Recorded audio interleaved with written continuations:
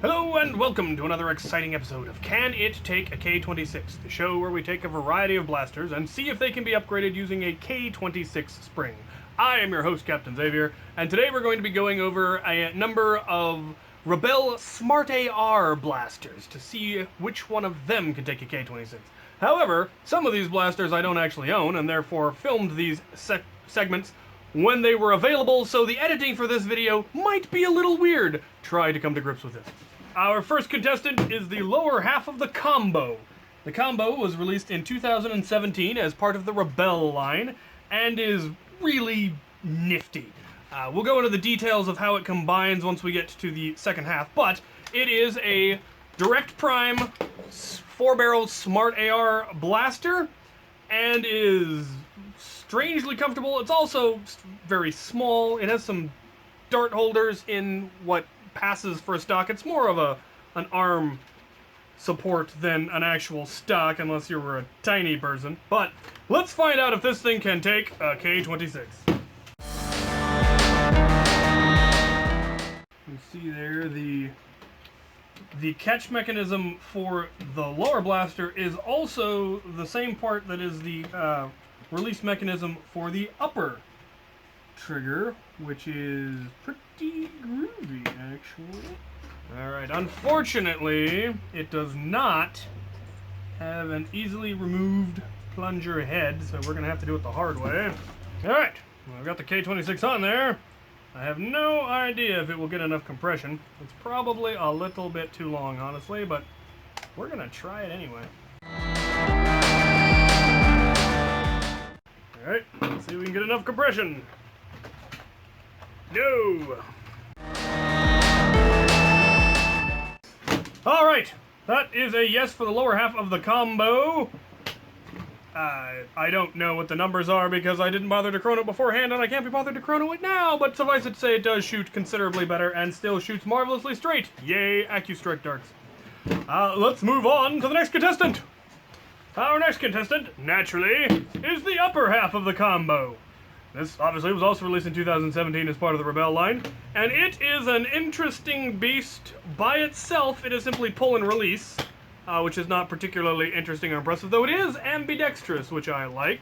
It does not have a catch when not attached, and does not have a very long draw, but that may work to our advantage, actually. Now, when combined with the lower half, it now does catch. There is a catch mechanism on the top of the lower half that allows the top half to catch. And you can then prime them both.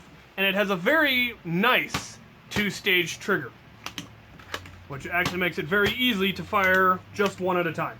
Or you can fire them both if you pull the trigger really hard, which is pretty cool, actually.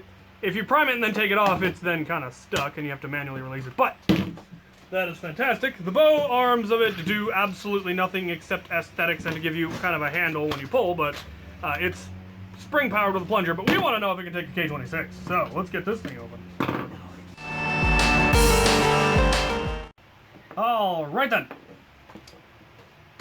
Also very, very simple internals. It has the catch mechanism that only engages when it is attached.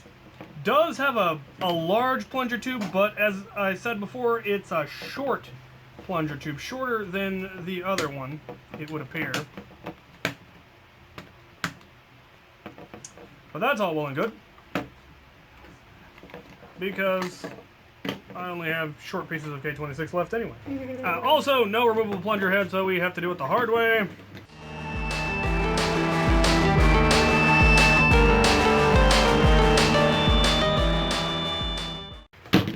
So that is, in fact, a yes for both portions of the ComBow, which is really, really cool. And now I want to paint it up in my colors and probably take the bow arms off and have myself a neat little possible two-stage shotgun, which is pretty groovy. So, on to the next contestant. Our next contestant comes to me courtesy of Walcom, who's visiting me at the moment and happened to have this with him, so I figured, hey, why not? As long as it's here, I'll see if I can upgrade it. The Rebel Luminate. The Luminate came out in 2016 as part of the Rebel line, obviously, and it's kind of a cross between the Nightfinder and the Messenger, which is really very cool. The lower trigger lights up a UV LED to light up the glow-in-the-dark rounds that this originally came with. Other than that, it is direct plunger, has 3-barreled AR, and has a very nifty grip, which unfortunately does not fit my big monkey hands. But what we really want to know is, can it take a K26? So let's find out. So, comparing this to a messenger, which John is working on across from me. Hi. The barrel assembly looks practically identical as far as the ARs and the barrels themselves. They've taken out some of the dead space in the between the plunger tube and the AR, but in this one, the plunger tube is significantly smaller. Still hits like a truck. Yeah, it still hits. I'm sure it still hits well. And the plunger head is smaller, so the likelihood that it can take K26 is slim at best, but Shazbot. we will take a look at it anyway. Smeg. Belgium. Okay, so unfortunately, no, the plunger head is way too small. Even if I routed it out, there would be nothing left to hold it together. So it can't take K26, but that is just a pathetic looking spring. It is. We have got to do something about that. That's pretty damn tough. No, I can't. No, I didn't say it wasn't strong, I said it was pathetic looking.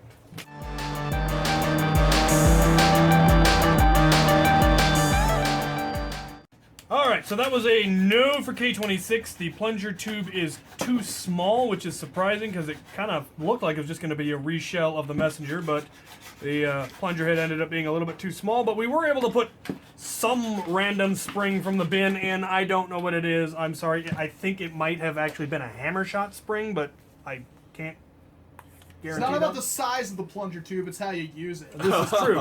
If you can put a small heavy spring in, it's just as good. But it does catch now. Seems usable Okay. to me. AccuStrike has me sold. Those are really straight. Yep. Anyway, there you have it. On to the next contestant. Our final contestant is one that I actually filmed a while back, but it turns out I got it wrong, so I'm going to do it again. The Messenger. The Messenger was originally released in 2014 as part of the Secrets and Spies sub-series of the Rebel line. It is a 3-barreled smart AR, direct prime. One thing I never much cared for was the grip, all this hollow stuff. My friend John, who's actually here now, came up with a beautiful solution for this that he's now attempting to dig out of the bin. So I'm going to vamp and hopefully he can find it in time. Hooray! He did a solid grip out of epoxy putty, the thing you could use it to bludgeon someone to death if you needed to, but he actually molded it exactly to his hand, which is fabulous and beautiful, and even in my big monkey hands, it's comfortable, much more comfortable than the normal messenger. The downside is it is, of course, right-handed, so it would not be comfortable for me to use, but it is quite lovely. For those of you who want to make the grip a little bit more comfortable, I highly recommend it. Yes. Yay! But what we want to know is, can it take a K26? So, let's get this thing open and find out. Taking it apart is really quite easy. That's one of the positive upsides to the design. It does have a slightly padded plunger head, and the plunger head does come off. So the downside is that it has, the plunger head is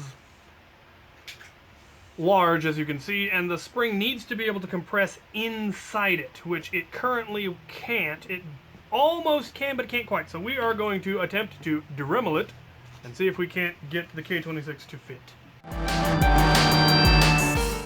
Okay. The spring can now compress into the plunger head at least a little bit. Hopefully it will be enough. There you have it.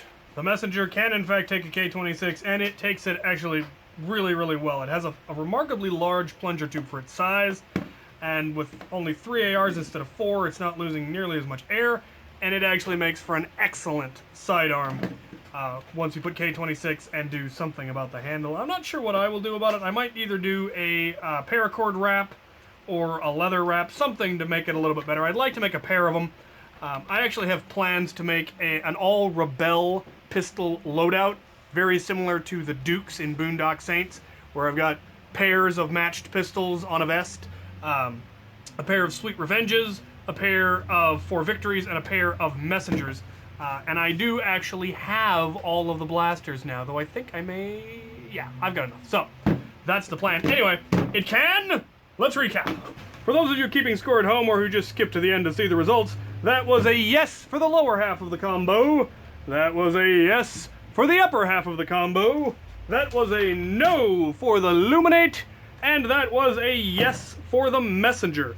The Luminate was the only one that surprised me because we thought it was just a clone of the Messenger, but it turned out it had a smaller plunger tube. Smaller enough that it couldn't take a K26, even with the modifications that allowed the Messenger to take a K26.